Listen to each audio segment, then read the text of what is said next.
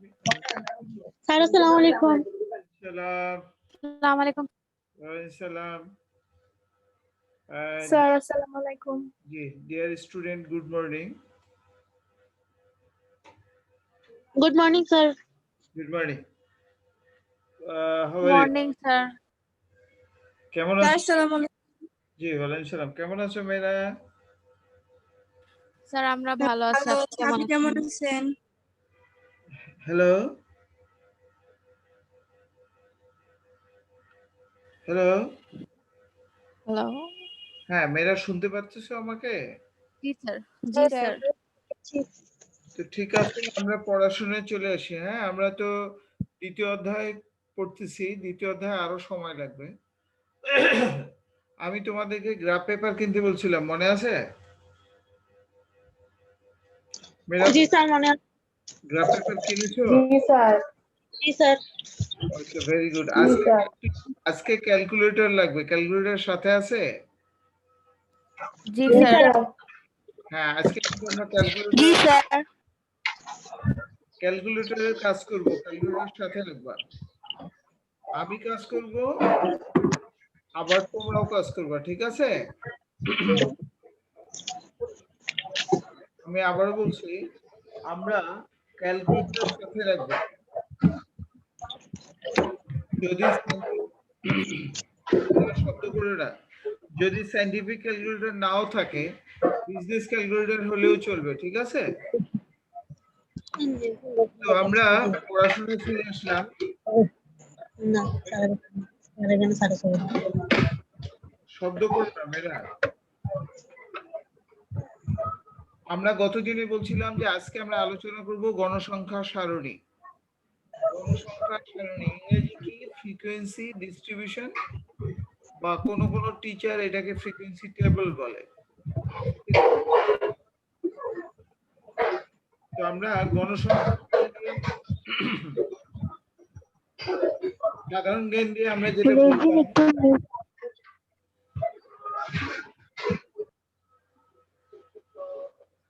শব্দ মেয়েরা শব্দ করো না। আমি তো আনমিউট রেখে দিছি। কথা আটকা যাচ্ছে। ও, আমার কথা আটকে যায়? জি স্যার, আর ওখানে কেমন যে একটা আওয়াজ আসছে। আমার এখান থেকে কোনো আওয়াজ হচ্ছে না মনে হয়।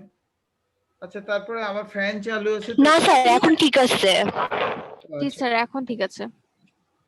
আচ্ছা, তাহলে এই নয়েজ সৃষ্টি হচ্ছে আমার ওখান থেকে, আমি দেখতেছি। হ্যাঁ, তো মেয়েরা আমরা আর কথাবার্তা বলবো না, পড়াশোনা শুরু হয়ে গেছে। হ্যাঁ, তো গণসংখ্যা সারণী বলতে আমরা যেটা বোঝাচ্ছি, গতদিনে বলছিলাম দুই ধরনের তথ্য, একটা বিন্যস্ত তথ্য, একটা অবিন্যস্ত তথ্য। আমরা দুইটা বলছিলাম, একটা র ডাটা, একটা গ্রুপ ডাটা। র ডাটা মানে মানগুলোকে আমরা কমা দেওয়া দেওয়া দেওয়া মানগুলো থাকে, এটাকে আমরা বিশ্ববিদ্যালয়ের স্যাররা বলবে র ডাটা। আর গ্রুপ ডাটা হলো 10 থেকে 20 থেকে শ্রেণী করা থাকবে। যদি শ্রেণী করা থাকে, গ্রুপ করা থাকে, তাহলে গ্রুপ ডাটা। আর যদি গ্রুপ করা না থাকে তাহলে র ডাটা। র ডাটা মানে কমা দেওয়া দেওয়া। তাহলে আমরা অঙ্ক করব বাস্তবে দুই ধরনের, একটা হলো বিন্যস্ত তথ্য, একটা হলো অবিন্যস্ত তথ্য। অবিন্যস্ত তথ্য মানে র ডাটা, বিন্যস্ত তথ্য মানে গণসংখ্যা সারণী সহ ইত্যাদি। অর্থাৎ আমরা যখন কোন মানটা কতবার আছে ইত্যাদি ইত্যাদি একটা তালিকার মাধ্যমে প্রকাশ করব বা একটা সারণীর মাধ্যমে প্রকাশ করব, তখন তাকে আমরা বলবো গণসংখ্যা সারণী, এবং এটাকে আমরা গ্রুপ ডাটা বলবো। আর বাংলায় বলবো হলো বিন্যস্ত তথ্য, অবিন্যস্ত তথ্য। ইংরেজিতে জানা ভালো, কারণ বিশ্ববিদ্যালয়ের স্যাররা কিন্তু গ্রুপ ডাটা বলবে, র ডাটা বলবে। হাউএভার, এখন লক্ষ্য করো, গণসংখ্যা কাকে বলছিলাম মনে আছে? যে কোন মানটা কতবার থাকে। অর্থাৎ একটা র ডাটায় একটা অবিন্যস্ত তথ্য, মনে করো অনেকগুলো মান দেওয়া আছে, কমা দেওয়া দেওয়া, এইগুলোর মধ্যে 5 আছে 4 বার, 3 আছে 2 বার, ইত্যাদি ইত্যাদি। তাহলে 5 যদি 4 বার থাকে, তখন আমরা বলবো যে 5-এর গণসংখ্যা কত? 4, ইত্যাদি। তা ফিরে আসি আমরা কতগুলো টার্ম নিয়ে। আমি বোর্ডে কতগুলো টার্ম লিখছি, আমি জাস্ট নামগুলো বলতেছি। এটা সম্পর্কে ডিটেলস আমি উদাহরণ দেব, উদাহরণ দিলে তোমাদের ক্লিয়ার হয়ে যাবে। তাহলে আমরা শুরু করতে যাচ্ছি মেয়েরা। দেখো, গণসংখ্যা সারণীর কতগুলো টার্ম, রিলেটেড টার্ম, যে টার্মগুলো আমরা ভবিষ্যতে ব্যবহার করবো। এটা ছোটবেলায় তোমরা শিখেও আসছো। ইংরেজি টার্মটা আমি মুখে বলবো, প্রয়োজনে লিখে রাখতে পারবো। শ্রেণী, শ্রেণীকে আমরা কি বলবো? ক্লাস। অর্থাৎ একটা গণসংখ্যা, আমি কিন্তু আবার বলি, এটা কিন্তু তাত্ত্বিকভাবে বলতেছি। আমি এখনই বোর্ডে অঙ্ক লিখবো, তোমরা আবার খাতায় লিখবা, তখন ডিটেলস ক্লিয়ার হয়ে যাবে। জাস্ট শব্দগুলো কানের মধ্যে ইজি করার জন্য বলতেছি। শ্রেণী, এরপরে হলো গণসংখ্যা। গণসংখ্যাকে আমরা ইংরেজিতে কি বলি? ফ্রিকোয়েন্সি।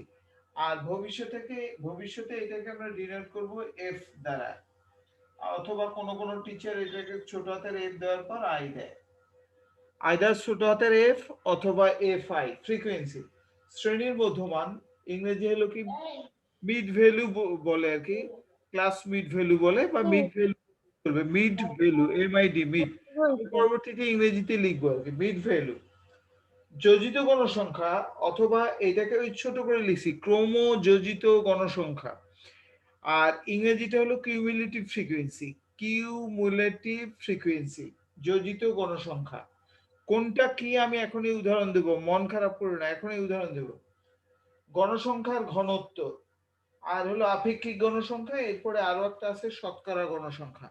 এই জিনিসগুলো নিয়ে আমরা টাইম টু টাইম আলোচনা করব। আজকে জাস্ট মানে এই মুহূর্তে শব্দগুলো আমরা ঠিক রাখবো আর কি। নাম্বার 1, ক্লাস বা শ্রেণী, গণসংখ্যা বা ফ্রিকোয়েন্সি, শ্রেণীর মধ্যমান মিড ভ্যালু, যোজিত গণসংখ্যা কিউমুলেটিভ ফ্রিকোয়েন্সি, গণসংখ্যার ঘনত্ব,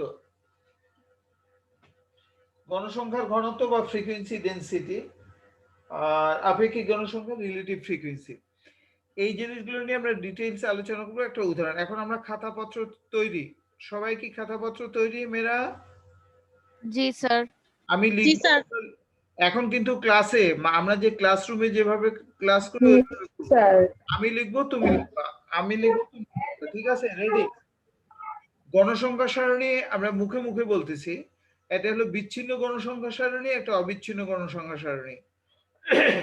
ওই যে চলকের মতো, বিচ্ছিন্ন চলক অবিচ্ছিন্ন চলক যেমন আছে না, সেই রকম বিচ্ছিন্ন গণসংখ্যা সারণী, বা এটাকে আমরা ইংরেজিতে বলি ডিসক্রিট ফ্রিকোয়েন্সি ডিস্ট্রিবিউশন, আর একটা হলো কন্টিনিউয়াস ফ্রিকোয়েন্সি ডিস্ট্রিবিউশন। তাহলে ফ্রিকোয়েন্সি ডিস্ট্রিবিউশন টাইপ হলো দুইটা, একটা হলো ন্যাচারালি দুইটা, আরো হয়তো ডিভিশন দেয়া যেতে পারে, তবে আমরা যেটা কাজ করব সেটা এই দুইটাই। একটা হলো discrete frequency distribution, another one is continuous frequency distribution. এখন আমি যেটা বোর্ডের মধ্যে লিখবো তোমাদের, দুই কন্টিনিউয়াস ফ্রিকোয়েন্সি ডিস্ট্রিবিউশন বা অবিচ্ছিন্ন গণসংখ্যা সারণী লিখবো। এই অবিচ্ছিন্ন গণসংখ্যা সারণী প্রস্তুত করা যায় আবার দুই উপায়, একটাকে বলে অন্তর্ভুক্তি পদ্ধতি, একটাকে বহির্ভুক্তি পদ্ধতি। তাহলে আমরা নিজের নিজের খাতায় লিখবো, মাঝামাঝিতে একটা ডিভিশন করে নেব, পার্টিশন করে নেব খাতা। রেডি?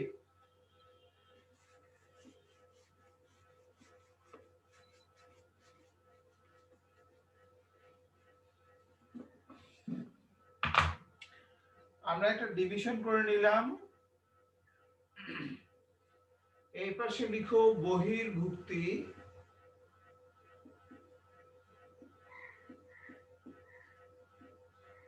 বহির্ভুক্তি গণসংখ্যা সারণী,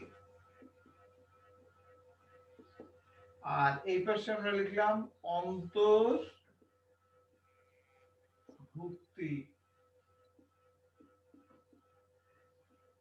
গণসংখ্যা সারণী। তাহলে দুটো নাম লিখলাম, একটা হলো আমরা কিন্তু সবাই খাতায় লিখবো বহির্ভুক্ত গণসংখ্যা সারণী, আর একটা হলো অন্তর্ভুক্তি গণসংখ্যা সারণী। আর ইংরেজিতে বলি একটা এক্সক্লুসিভ, একটা ইনক্লুসিভ। বিশ্ববিদ্যালয়ের স্যাররা এটা বলবে এক্সক্লুসিভ আর হলো ইনক্লুসিভ। আচ্ছা, আগে লিখি খাতায়, আমি কিন্তু একটা কাল্পনিক উদাহরণ দিচ্ছি, তারপরে আমরা বাস্তব উদাহরণ করব পরে আগামী দিনে ইনশাল্লাহ। আমরা কাল্পনিক উদাহরণ দিচ্ছি, সবাই লিখবা মেয়েরা। শ্রেণী,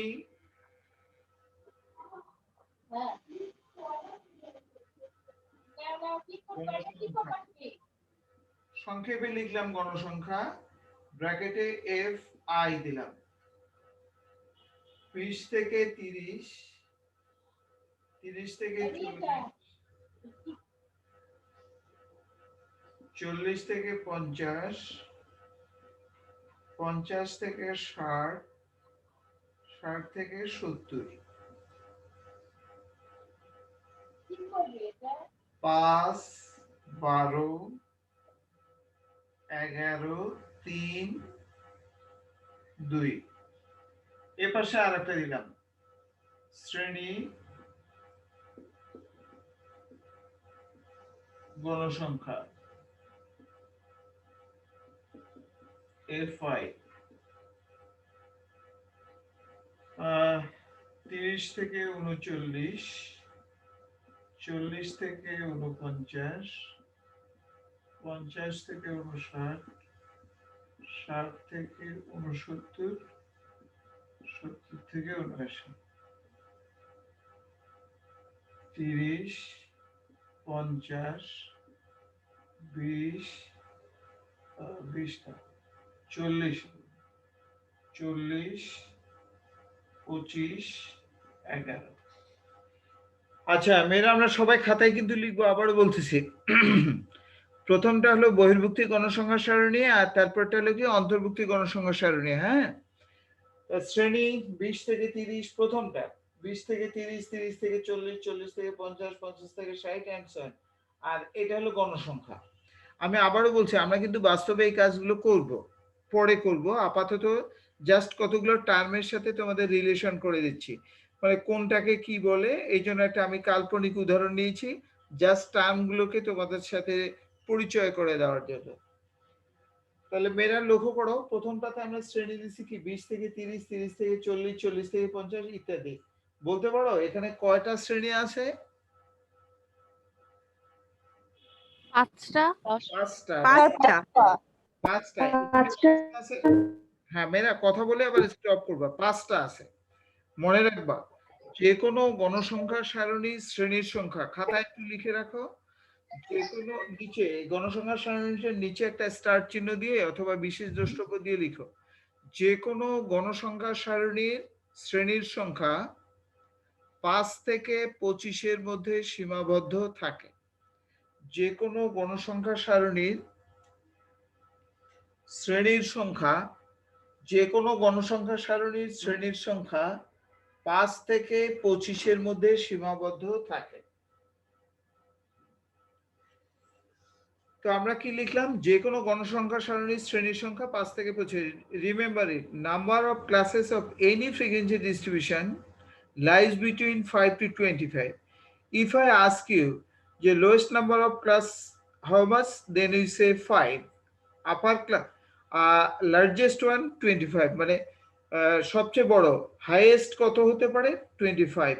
তাহলে সব সময় আমরা 5 থেকে 25-এর মধ্যে গণসংখ্যা সারণীর শ্রেণীর সংখ্যা করার চেষ্টা করব, তবে যতটা কম হয় ততটা ভালো, তবে 5-এর নিচে না। আমি এখানে যে তোমাদের ডিসপ্লেতে দিয়েছি 5টা আছে শ্রেণী, তাহলে আমাদের যে প্রথম ক্রাইটেরিয়া এটা কিন্তু ফুলফিল করলো, স্যাটিসফাই করলো, যে how much classes, 5 number of classes, so it is fulfil বা it is satisfied first condition. তারপরে আমি যেটা বললাম লক্ষ্য করো, প্রথম শ্রেণীর গণসংখ্যা 5, অর্থাৎ আমরা বাস্তবে আগামী ক্লাসে যখন করব তখন দেখবো যে 20 থেকে 25-এর মধ্যে কতটা টালি চিহ্ন থাকে, যেটাকে টেলি বলে, TALLY বা টালি। আমরা বাঙালি উচ্চারণ তো টালি বলে ফেলি আর কি। যাই হোক, তা আমরা এখন 20 থেকে 25-এর মধ্যে কত আছে? 5। 30 থেকে 40-এর মধ্যে 12 ইত্যাদি।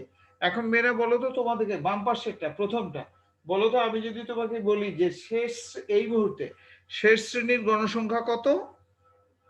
2। 2। Thank you. আচ্ছা এবার দেখো, যাদের ক্যালকুলেটর আছে, আমার কাছে কিন্তু কোনো ক্যালকুলেটর নেই, আমি ক্লাসেও নেই না, এখানেও নেই। এই যে আমি গণসংখ্যাগুলো করতেছি, তোমরা কথা জানো যে এটাকে সামেশন চিহ্ন বলি, অতীতে বলছিলাম।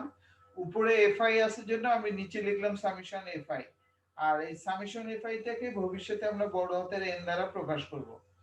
তাহলে যাদের ক্যালকুলেটর আছে রেজাল্টটা আমাকে বলবা। এই 5, 12, 11 এগুলো সব গণসংখ্যাগুলোর যোগ। স্যার 33।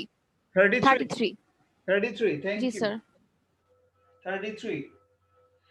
আচ্ছা এবার মেয়েরা কথা বলো, দেখো তাহলে গণসংখ্যার যোগফল মানে উপরে যদি FI থাকে then you write summation FI, if xi then you write summation xi, if pen then you write summation pen, মানে উপরে যেটা থাকবে নিচে সামেশন দিয়ে তাই লিখতে হয়। সামেশন মানে কিন্তু যোগ বা সমষ্টি। আগে বলছি সামেশন হলো এটা গ্রিক লেটার বড় হাতের সিগমা, আর এইটা উচ্চারণ করব সামেশন হলো ইংরেজি, আর বুঝবো হলো সমষ্টি। এখানে কিন্তু 3টা ভাষা আছে, একটা গ্রিক, একটা হলো ইংলিশ, আর একটা হলো বাংলা। তাহলে সামেশন FI উচ্চারণ করা ন্যাচারালি সামেশন অফ FI বলে, কিন্তু আমরা এটা ডাক নাম রেখে দিছি সামেশন FI। সামেশন এফআই মানে ক্যাপিটাল এন। এখন প্রশ্ন হলো স্যার ক্যাপিটাল এন মানে ভবিষ্যতে আমরা কি বুঝবো, বাংলায় বুঝবো গণসংখ্যার যোগফল। গণসংখ্যার যোগফলকে আমরা বড় হাতের এন বলি। আর ছোট হাতের এন দ্বারা র ডেটা কয়টা মান আছে ততটা। একটু কেউ লিখিও না, একটু দেখো, জাস্ট সি 2 4 9, এটাকে কিন্তু আমরা র ডেটা বলি বা অবিন্যস্ত তথ্য বলি। এখানে দেখো তো আমি কোনায় লিখলাম কয়টা মান আছে, 3টা। তাহলে এখানে র ডেটার ক্ষেত্রে আমরা লিখবো স্মল n ইকুয়াল টু 3। আচ্ছা, তাহলে এখানে একটা ক্লাসিফিকেশন হয়ে গেল। If we write small n then we understand the raw data. If capital n this is group data. Then you ask me, now you ask me যে is it universal truth? No no no, এটা কিন্তু চিরন্তন সত্য না। আমরা যখন বিদেশে লেখাপড়া করতে যাব তারা কিন্তু ছোট এন বড় এন মিশায় লিখছে, কিন্তু আমরা বাংলাদেশে যারা বই লিখেছি তারা বড় এনটা রেখেছি গ্রুপ ডেটার ক্ষেত্রে আর ছোট এনটা রেখেছি র ডেটার ক্ষেত্রে। তাহলে এখন লক্ষ্য করো মেয়েরা, এখানে 2 4 9 কয়টা অবজারভেশন বা মান লিখলাম, 3টা। যদি আমি জিজ্ঞেস করি যে এখানে এন এর মান কত, তখন আমরা বলবো যে এন এর মান 3 বাট স্মল এন। আর যদি ক্যাপিটাল এন বলি তাহলে বুঝতে হবে যে এটা গণসংখ্যার যোগফল। তাহলে what is difference between this is only true for our country or hour books? Sir আবার বুঝাবেন? হ্যাঁ, আবার বুঝাবো। দেখো আমার বোর্ডের দিকে দেখো, হাতটা দেখা যাচ্ছে। এই যে আমি এখানে লিখলাম গণসংখ্যা, গণসংখ্যার যোগফলটাকে আমরা বড় হাতের এন বলি। গণসংখ্যার যোগফলটাকে আমরা কি বলবো? বড় হাতের এন। এন। তাহলে এখানে যোগফল কত পেয়েছো? 33।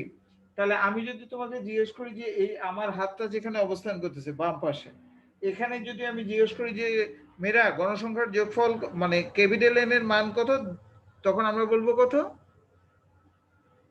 33। আর এই যে র ডাটা বাম পাশে লেখা আছে 2 4 9, এটা হলো র ডাটা। তাহলে এখানে আমি যদি তোমাকে জিজ্ঞেস করি যে কতটা মান আছে, তখন আমরা বলবো কয়টা? 3টা। অনলি 3। হ্যাঁ, অনলি 3। তাহলে এটা হলো র ডাটা আর এটা হলো কি? Group data. এই তো দুটো জিনিস, একটা হলো ক্যাপিটাল এন, একটা small N. What is capital N? Summation of FI. What is small N? when you count 1 2 3 4 5 6 etc. when you count the observation 1 2 3 4 5 6, then it is called small n, and it is true only for Bangladesh বা our country. আর আমরা দেশের বাইরে গেলে বড় N ছোট N মিলানো আছে, তবে ওরা বলে দেয় যে where capital N is this is small n equal to this is etc.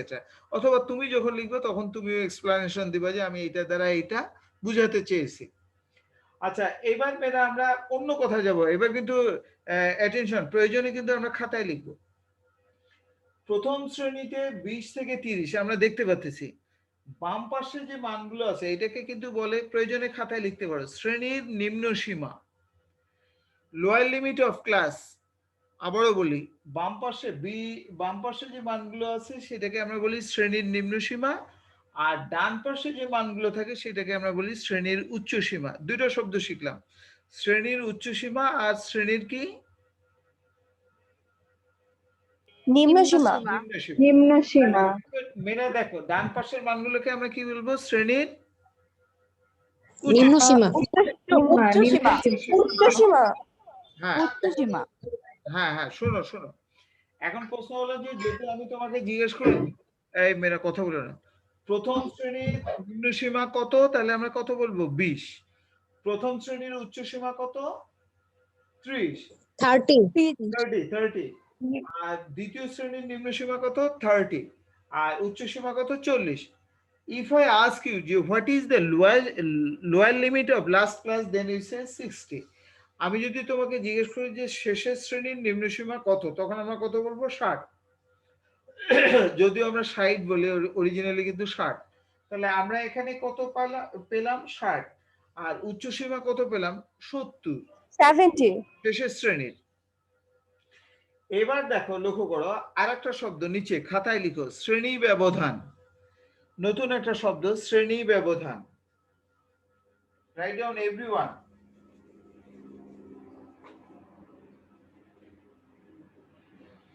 শ্রেণী ব্যবধান, এটাকে আমরা সি দ্বারা ডিনোট করি। কেউ কেউ সি কিন্তু বর্তমান অঙ্কের হলো 10। এটা লক্ষ্য করো, সি মানে হলো কি? শ্রেণী ব্যবধান। শ্রেণী ব্যবধান কাকে বলে? লক্ষ্য করো, যে কোনো একটা শ্রেণী অর্থাৎ প্রথম ও দ্বিতীয় শ্রেণীর উচ্চ সীমায় প্রথম শ্রেণীর উচ্চ সীমা এবং নিম্ন সীমার বিয়োগফলকে আমরা শ্রেণী ব্যবধান বলি। যেমন 30 এবং 20-এর ডিফারেন্স কত? 10। 40 এবং 30-এর ডিফারেন্স কত? 10। 50 এবং 40-এর ডিফারেন্স কত? 10। এইটাকে আমরা বলি শ্রেণী ব্যবধান। আর পরবর্তীতে আমরা এটাকে ডিনোট করব সি দ্বারা। সি মানে শ্রেণী ব্যবধান, শ্রেণী ব্যবধান মানে উচ্চ সীমা নিম্ন সীমার বিয়োগফল। তবে এটা ব্যতিক্রম আছে, আমি একটু পরে বলবো। আচ্ছা, এখন প্রশ্ন হলো শ্রেণী ব্যবধান এখানে কিন্তু 20 থেকে 30, 30 থেকে 40 সবগুলো ইকুয়াল না unequal? Equal. Equal, thank you. এখানে যে আমরা গণসংখ্যা সারণীটা করলাম বাম পাশে, যে আমার হাতটা যেখানে, এখানে শ্রেণী ব্যবধানগুলো কিন্তু ইকুয়াল। ইচ্ছা করলে কিন্তু আমি আনইকুয়ালও দিতে পারি, যেটা রেয়ার কেস, এটা কম আসে। যদি আনইকুয়াল হয় তখন কত হবে? 20 থেকে 30, 30 থেকে 50, 50 থেকে 100, 100 থেকে 500, 500, উল্টা পাল্টা। এখানে দেখো class interval all are equal, 10, 10, 10, 10, 10 etc. If there is unequal class interval, তখন আমরা এটাকে বলি অসম শ্রেণী ব্যবধান বিশিষ্ট গণসংখ্যা সারণী। যাই হোক, এটা রেয়ার কেস, এটা আমি পরবর্তী আলোচনা করব।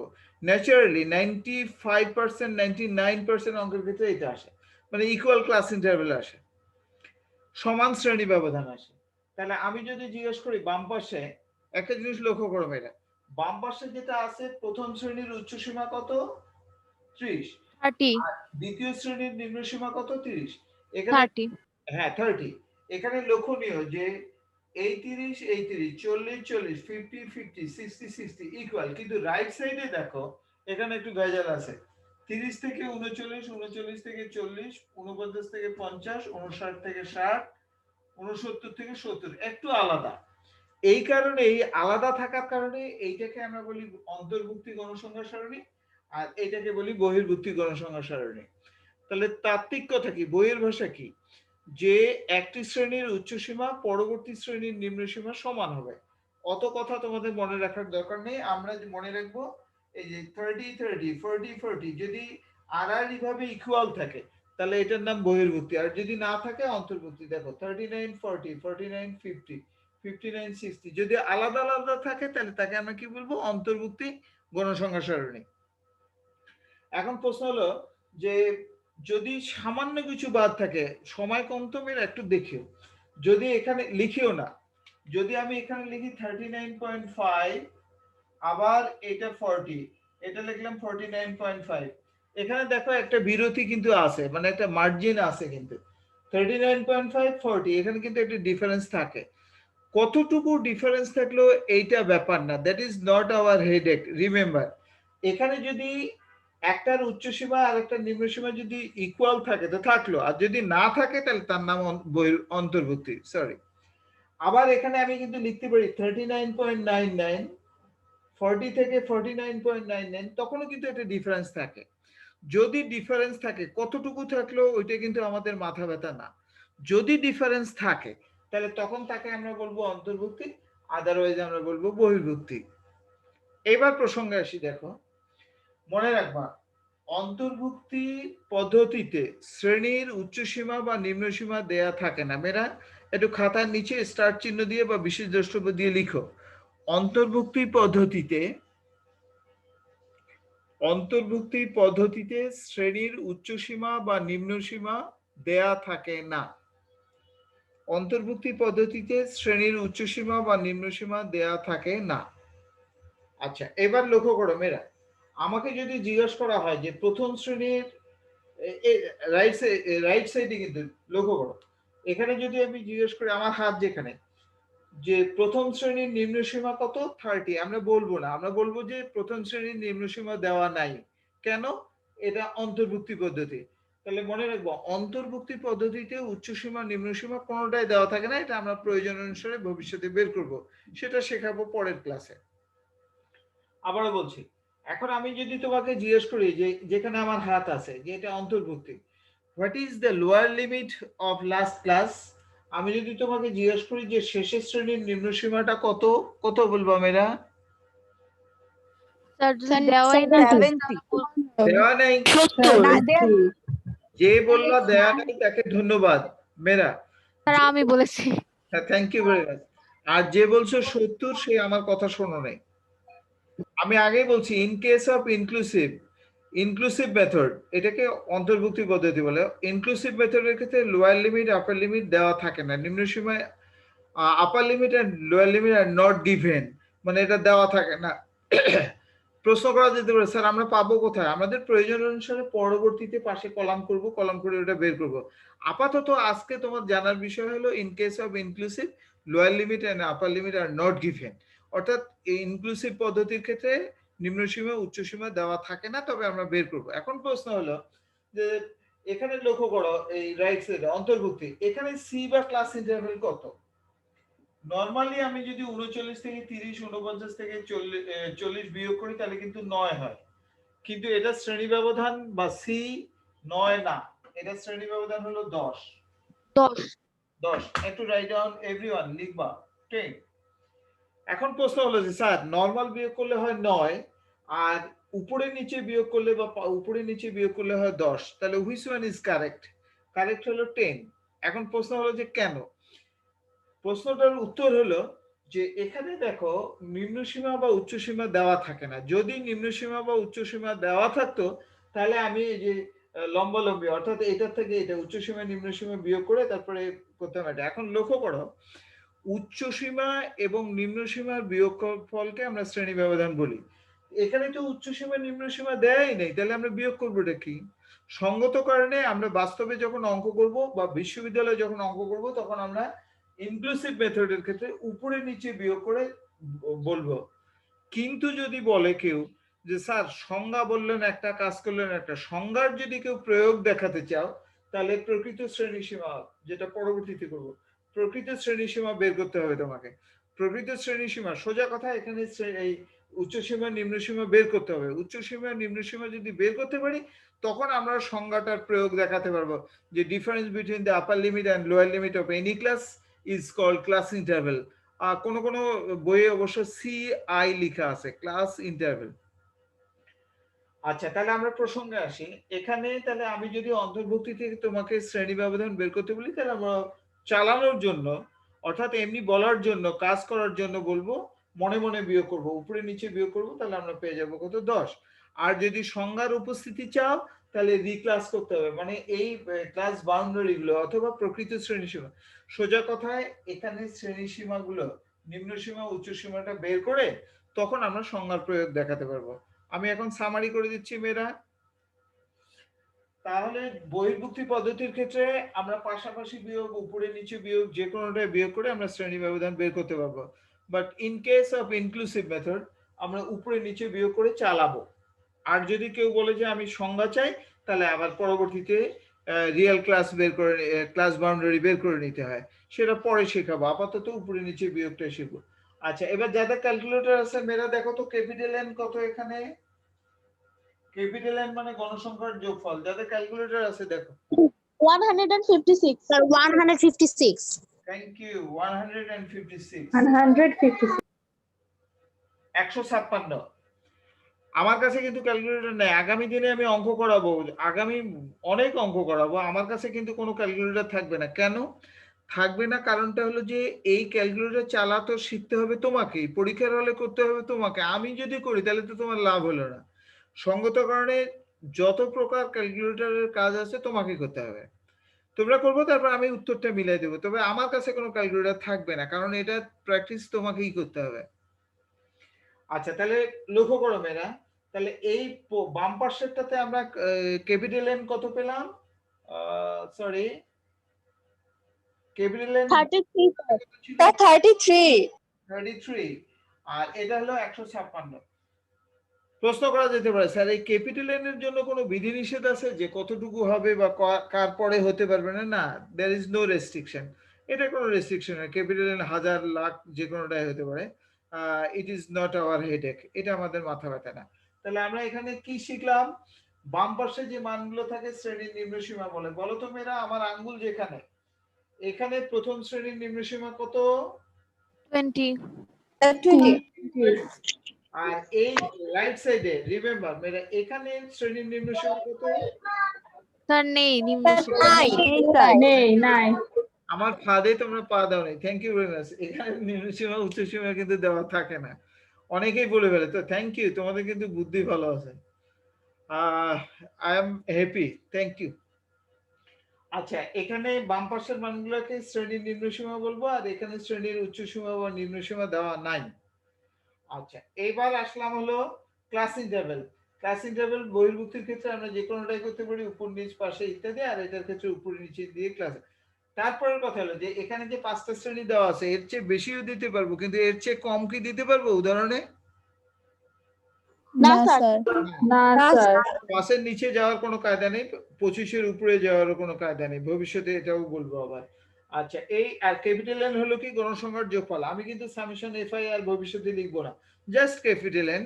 তোমাকেই বুঝতে হবে যে capital N means summation of FI.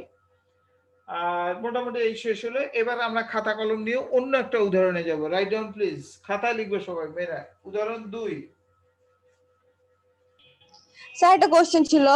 বলো বলো। স্যার কেন 5-এর কম আর 25-এর বেশি যাওয়া যাবে না? আরে এটা তো রুল, যে যে কোনো গণসংখ্যা সারণীর ক্ষেত্রে তুমি 5-এর নিচে যেতে পারবে না। এটা হলো কি বলা যায়, যে যারা বৈজ্ঞানিক তারা বলে দিয়েছে যে এর নিচে তুমি যেতে পারবে না। কেন?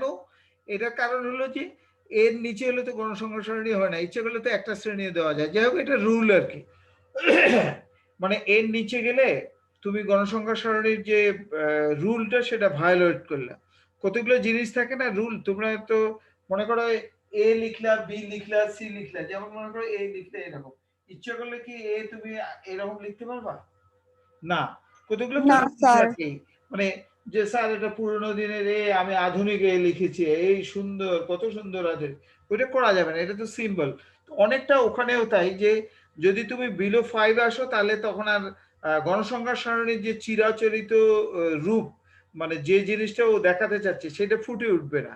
আর 25-এর বেশি হলে অনেক বড় হয়ে যাবে, যখন তোমার ক্যালকুলেশনের জটিলতা বৃদ্ধি পাবে। আর আমরা বাস্তবে যখন অঙ্ক করব, বা তোমাদের বোর্ডে যখন পরীক্ষা আসবে বা কলেজ পরীক্ষা আসবে, 6টা 7টার বেশি তো আমরা দেই না, কারণ এটা ক্যালকুলেশন জটিল হয়ে যায়। আর বাস্তবে করতে গেলে 25-এর উপরে গেলে কেউ করতেই পারবে না, অনেক জটিল হয়ে যাবে। তাহলে আপাতত আমরা শিখে রাখলাম যে 5-এর নিচে হলে গণসংখ্যা সারণীর যে পারপাস, সেই পারপাসটা সার্ভ করে না। আর 25-এর বেশি হলে জটিল হয়ে যায় গণসংখ্যা সারণী। খাতা এত লম্বা লাগবে তোমার। এবার তাহলে আমরা উদাহরণ 2-তে যাচ্ছি, সবাই খাতায় লিখবো। রেডি? উদাহরণ 2 সবাই লিখবা মেয়েরা। শ্রেণী গণসংখ্যা ব্র্যাকেটে এফআই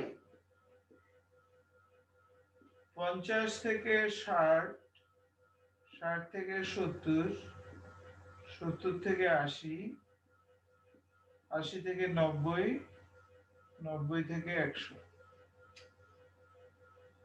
বোর্ড ছোট তো এই জন্য আমি 10টা 10টা করে নিচ্ছি।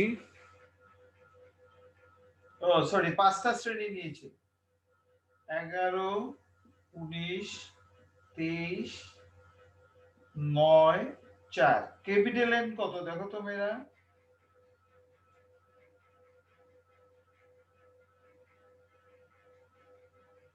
ক্যাপিটাল এন কত গণসংখ্যার যোগফল?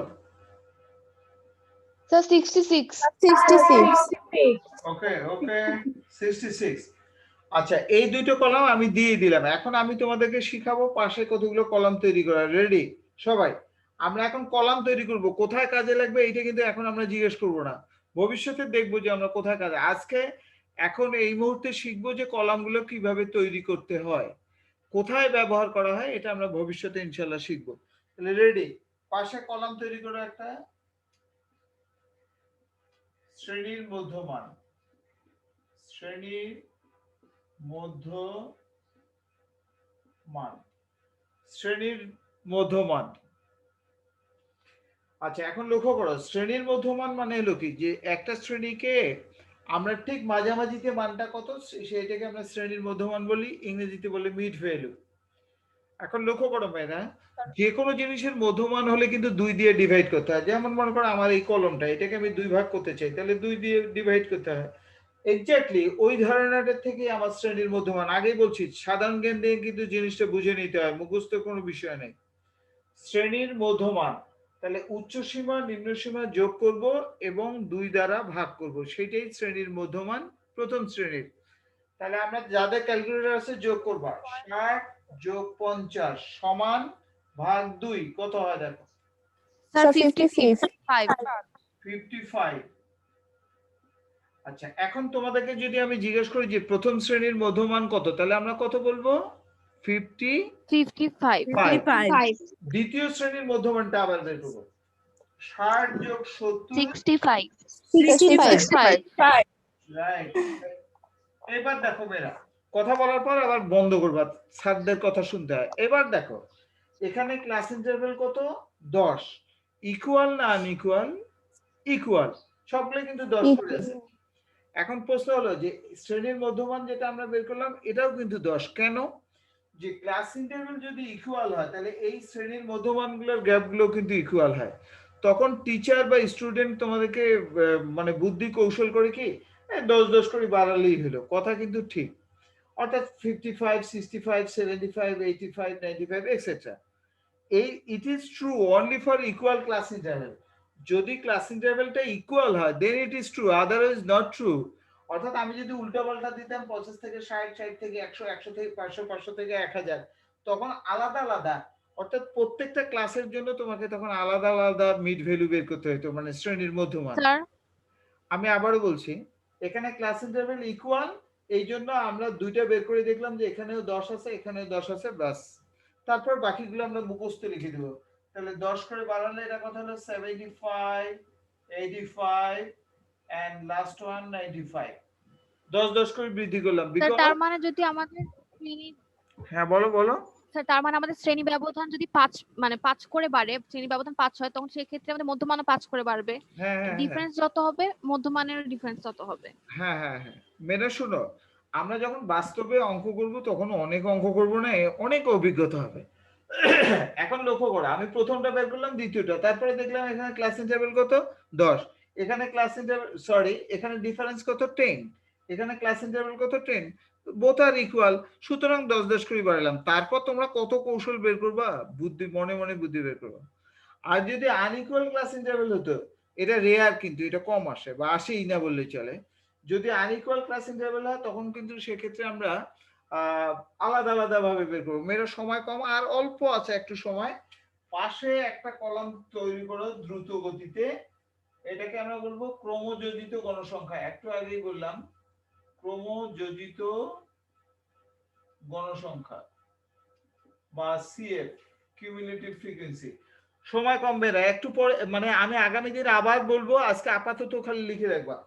প্রথম শ্রেণীর গণসংখ্যা কত? 11। 11ই লিখলাম। যাদের ক্যালকুলেটর আছে আমার সাথে হেল্প করবা। 11 এবং 19 যোগ করলে কত হয়? 30। 30 এবং 23 যোগ করলে কত হলো? 53 53 আর 9 যোগ করলে কত হলো? 60। 60 আর এই 62 সরি দিস ইজ 62। 62 টু আর এটা হলো 66। 66 এই যে মিলে গেছে, মেয়েরা দেখো যোগফল মিলে গেল। তাহলে মেয়েরা একটু খালি ধারণা রাখো, যোজিত গণসংখ্যা মানে গণসংখ্যার, মেয়েরা প্লিজ কথা বলো না, যোজিত গণসংখ্যা মানে গণসংখ্যা থেকেই তৈরি করতে হয়। প্রথম গণসংখ্যা যা আছে তাই লিখলাম, তারপর আড়াআড়ি যোগ, 11 19 যোগ করে এটা লিখলাম, 30 23 যোগ করে এটা লিখলাম, 53 9 যোগ করে এটা লিখলাম, এটা যোগ করে এটা। অর্থাৎ আড়াআড়ি ভাবে যোগ করা যায়। আর বিশ্ববিদ্যালয়ের স্যাররা আপওয়ার্ড ডাউনওয়ার্ড করবে, অর্থাৎ আমি এই যোজিত গণসংখ্যাটা উপর থেকে যোগ করলাম, আবার কখনো কখনো নিচ থেকেও যোগ করা যায়। যেমন 4 4 লিখলাম, 9 আর 4 কত হয়? 13, 13 আর 23 কত হয়? 36 ইত্যাদি। অর্থাৎ এই যোজিত গণসংখ্যা উপর থেকেও করা যায়, নিচ থেকেও করা যায়। এটা আমরা বিশ্ববিদ্যালয়ে করবো, এখন করবো না, আপাতত উপর থেকে শিখলেই চলবে। এটাকে আপওয়ার্ড বলে আর কি।